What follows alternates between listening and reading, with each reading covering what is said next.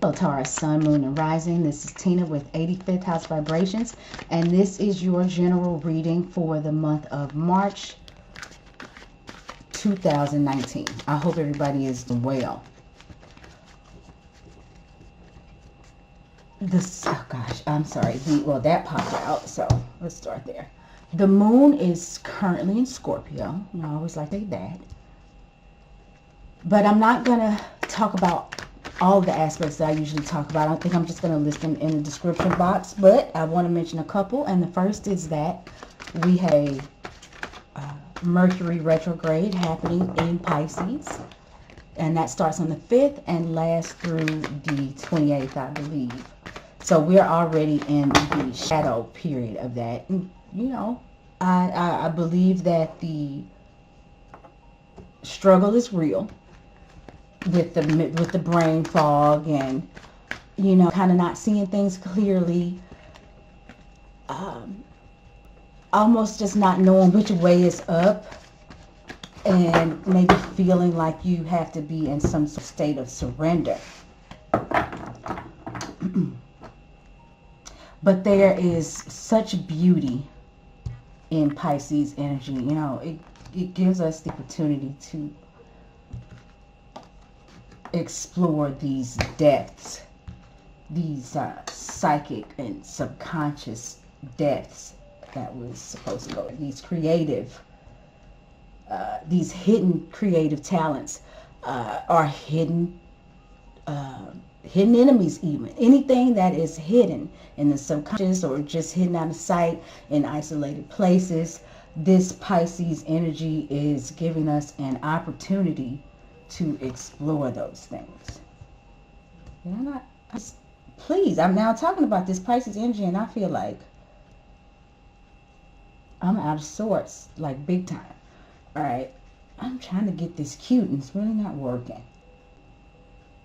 I want to ask you guys all to excuse my nails. I needed a break from the acrylics. All right. So, Taurus, another thing I want to talk about is the fact that the planet Uranus has moved into your sign. Well, how about that, babe? Because the general definition of Taurus is it's an energy that does not move fast, and it doesn't necessarily like to be uprooted. Taurus definitely, I feel like, likes to do things in its own time. While the energy is a little slow, some might even consider it lazy, I feel like Taurus is a stop and smell the roses, type energy. You can kind of enjoy the moment that you're in and kind of revel in it, because Taurus moves at a speed that allows us to do it. We to experience those things, those earthly things. Taurus is an earth sign, so this is, all the things that are tangible or in 3D, allegedly 3D. They say it's all an illusion, but, our version of 3D. I feel like Taurus energy gives us an opportunity to experience that. Well, with the planet Uranus having moved into your sign, well, guys, I'm sorry to tell you, there's a new sheriff in town. So Uranus shakes things up. Uranus is a revolutionary, and, he goes against the grain, thinks outside the box. Uranus can certainly be a little bit of a troublemaker in the sense that things seem to happen out of nowhere, very unexpectedly, and it can be chaotic. If you think Uranus, think lightning.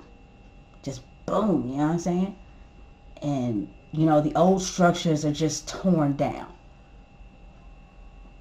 So what's happened with Uranus having moved into your sign, Taurus, you're going to find that you have to be quick on your feet.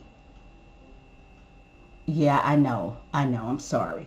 But that's what's going to happen. So that's one thing I wanted to mention. And you know, that's just one of the few things that are going to happen with Uranus and Taurus. It's necessary, Taurus, even though you may not like to move at that rate. You know, you kind of want to just say, like I said, and revel in it, you know, and, you know, just kind of experience things for a minute. Now, the thing about Taurus is once you get a Taurus started, they don't quit.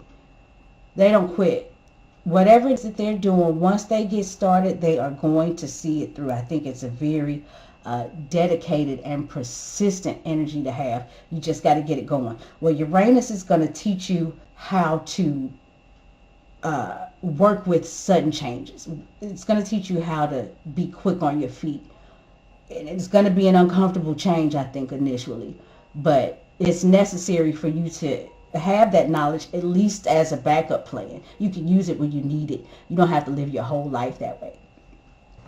So anyway, I wanted to mention that with Uranus moving into Taurus. And I think that we will leave that there, having talked about Mercury and Uranus. And then the rest will be in the description box. So let's go ahead and get started. Well, what we've got is the Nine of Pentacles reversed. So the Nine of Pentacles suggests that it's still a good card reversed. It says that you have things, you know, you see, he's there reveling in the moment with all of those coins. It's like money growing on trees here, literally. And she's just maxing and relaxing. Well, she's reversed, but it's still the same thing. But what this is saying is that you have to remain disciplined in order to maintain what you have. Just because you got it doesn't mean that you can stop. The work doesn't stop. You got it, now maintain it. And with the Nine of Pentacles reversed, I think it could show a little bit of a slacking off, resting on our laurels, because it's like, okay, I got this and I'm cool.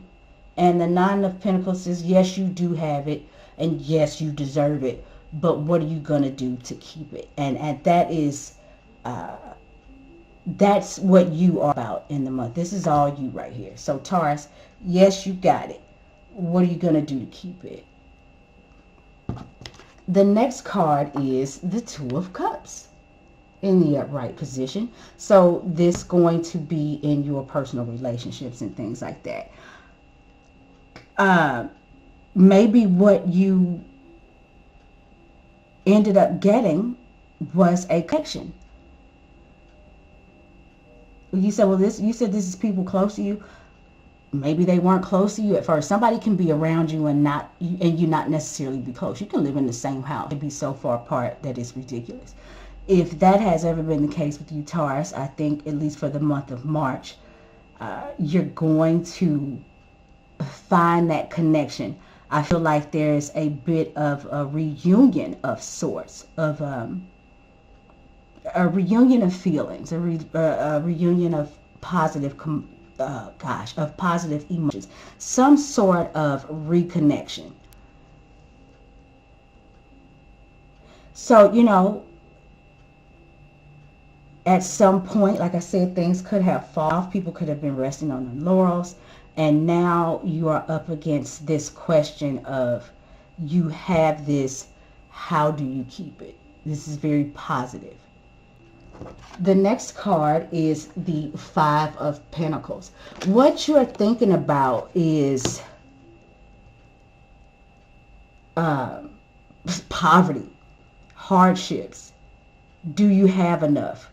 Will it be enough? Can I get some help, maybe from some sort of institution? And you may have been feeling like you're not getting the help that you need. Or you have, this is a feeling of like being out in the cold. All those warm lights, but the lady and her child are struggling in the cold. And that is what's on your mind. Now, something could be going on at work with your money too. So be sure that you Keep your eye on that. And that if you think something is up, if you see some problems around your money, make sure that's communicated. People will get you. You know what I'm saying? These institutions, things that we talk about, these corporations, they don't feel like they owe you none. It's not their responsibility or their concern for you to be okay. And they will leave you in the poorhouse or leave you in a bad position, leave you in the cold if you let them. And I think that is something that's on your mind. You are wondering if you have enough, if it's going to be enough, and what can you do to make it enough. You don't want to lose what you have. It's going to be very important to be quick on your feet, like I said before. All right. The next card is the Sun reversed.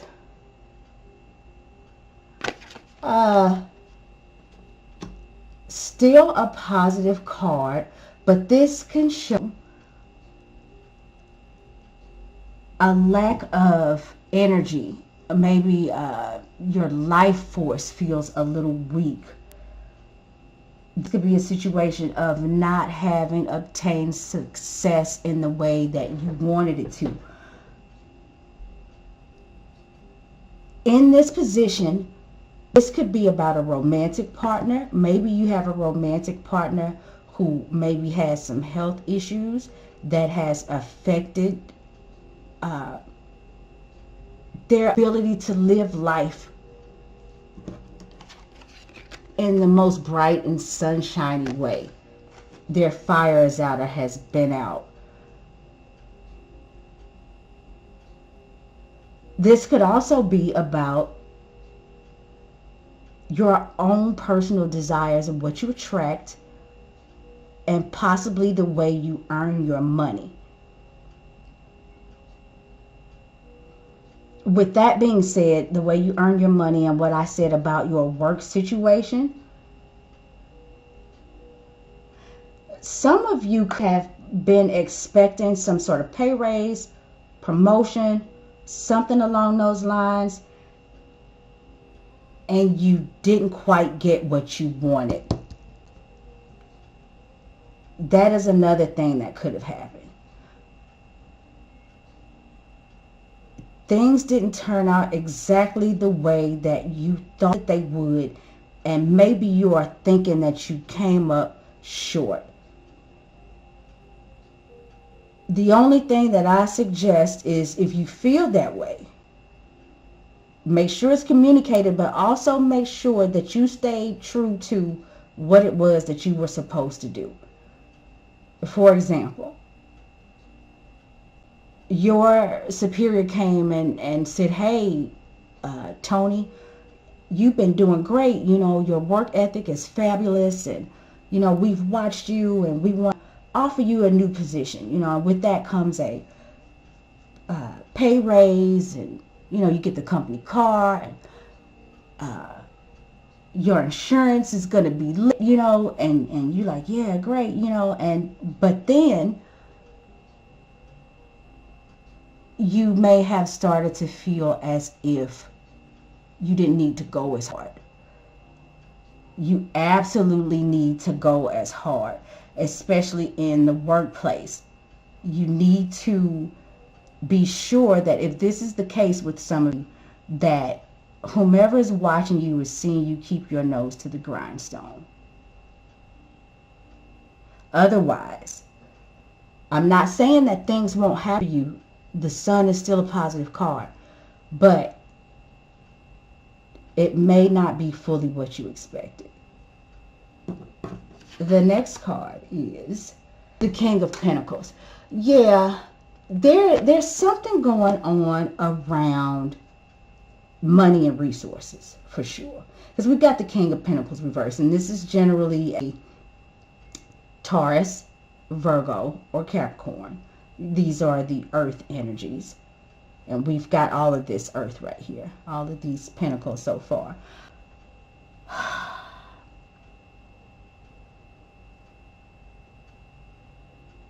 The King of Coins in the upright position, I generally call him, you know, he's the guy that you can go to when you need some help. You need some money, you need some resources. He's generally the one that's always, you know, got a stash. And if he doesn't have it to give to you, he's the guy that knows a guy. He can certainly make it happen.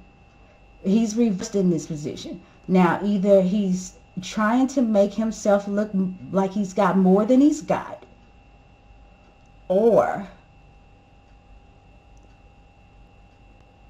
for some reason things have taken a turn with his finances. There's, unfortunately, with the cards that we have laid out at this point, there could be some sort of financial losses, some sort of loss of resource. It's not going to be a whole loss, but it's going to set you back. It's going to set you back for sure.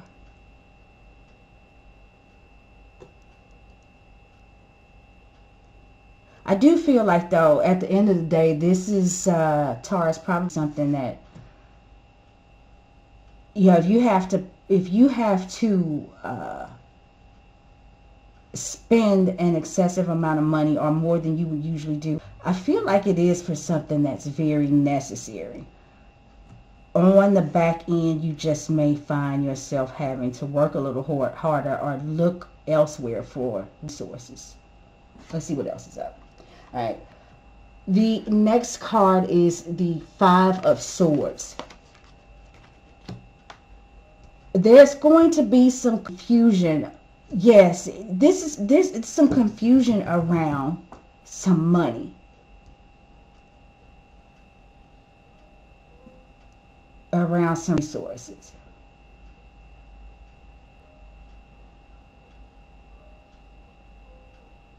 The Five of Swords is about confusion and conflict. You know, the Five of Swords in the traditional Rider-Waite deck shows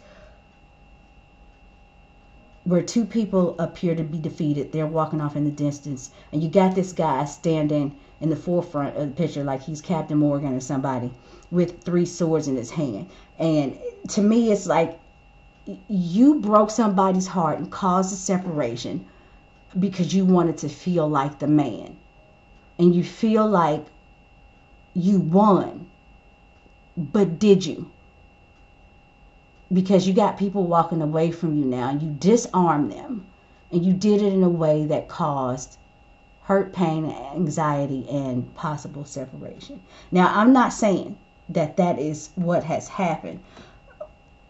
As it pertains to your expansion and your acquisitions and even your luck, there's something chaotic going on right here. It's causing confusion.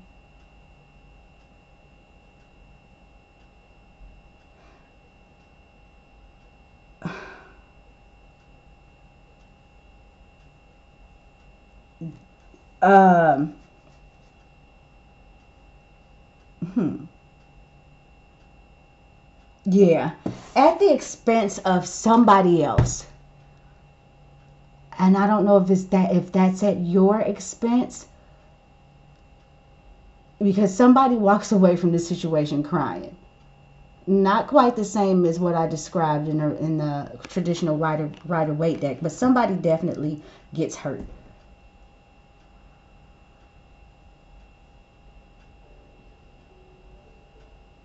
Okay. It's not hurt in its highest form.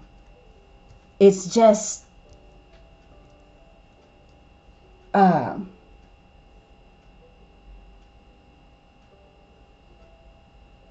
it's just confusion.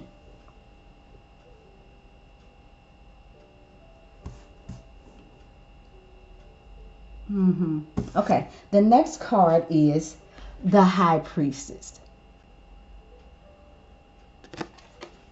The High Priestess is about using your intuition. And it is about using the knowledge that is clearly available to you, but also seeking that is hidden. Trusting your gut. You know, if you practice divination, if you are looking at this video, I assume that there's at least an interest. So accessing the High Priestess is not a reach. In this position, though, that intuition could have been restricted. That gut feeling may have been ignored. Or maybe it will be ignored in the month of March. It's like, you know, what you don't want to do is end up in a I should have followed my first mind type of situation. Now, the other thing that this could be in this position is that you absolutely do use all the knowledge that's available to you, but you use it in a very responsible manner. You follow the rules and you don't do whatever this is. You follow the rules. You use all of your information responsibly. And there's growth from it. In this position, this is your grow up position. This is I'm not going to let you do whatever you want position. This is, you know, there are rules and regulations. There's procedures. There's things that you have to follow. That's what this position is about. But it can also be about obstacles, restrictions, and setbacks. All right. Well, let's talk about the outcome to all of this. What is the overall outcome, Taurus? It is the Eight of Swords reversed. All right. The Eight of Swords reversed says that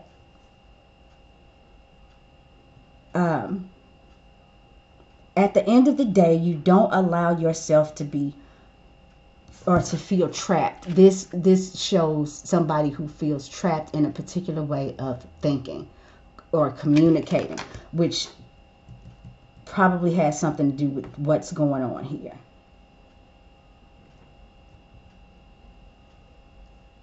But the outcome is, I keep just messing that up. The outcome is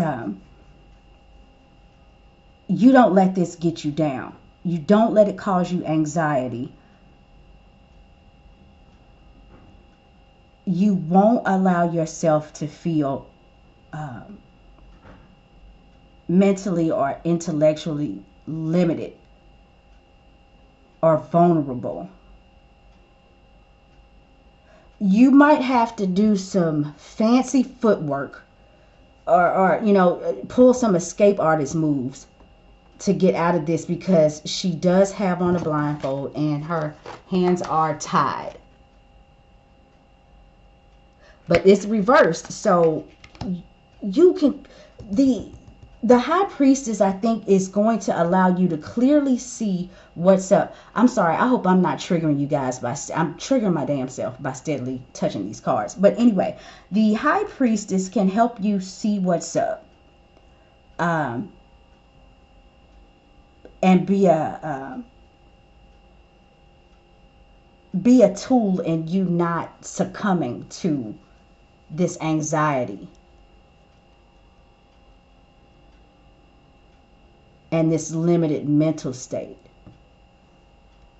The High Priestess can show you how to responsibly get out of this situation, get out of the hand bounds, get the blindfold off. And once you do that, you can walk right out of these swords. Brooms right there, hats right there, back in action. It's going to be necessary, though, to pay attention to what's going on with your finances. Understand that you may take some sort of hit there may be some arguments and confusion around you expressing that to the institution or to your job or whoever this is for you. But it's all good. It's all good. This is temporary. This is something that I kind of feel like this is something that may have already happened. And I've said that for the other signs too. We're talking about the month of March, but a lot of this stuff is already in motion. And I think the Eight of Swords reverse says that you figure out how to get out of that that stuckness that you were in. Okay, Taurus, that is the way that I see it. If anybody would like to get a personal reading with me, my information is in the description box below. You can hit me up on Facebook or Twitter. That's it, guys, and I hope to talk to you again next month. That is a lot.